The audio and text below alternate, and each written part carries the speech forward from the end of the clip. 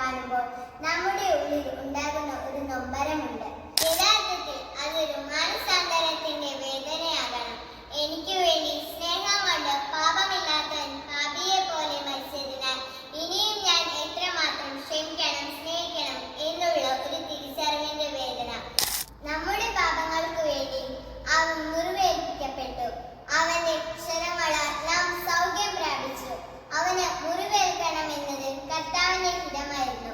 ദുഃഖവെള്ളി നമ്മോട് പറയുകയാണ്, നമ്മുടെ ജീവിതത്തിലെ സഹനങ്ങളും കലഹങ്ങളും ദൈവം അറിഞ്ഞുവെന്ന്. കുരിശിൽ സഹിച്ച ക്രിസ്തുവിന്റെ സ്നേഹത്തെ നോക്കി നമുക്കും പറയാം, ക്രിസ്തുവിന്റെ സ്നേഹത്തിൽ നിന്ന് ആർക്ക് എന്നെ വേർപെടുത്താൻ കഴിയും? ക്ലേശമോ, പട്ടിണിയോ, നഗ്നതയോ, ആപത്തോ, വാളോ, നമുക്ക് അവനെ സ്നേഹിക്കാം. അവന്റെ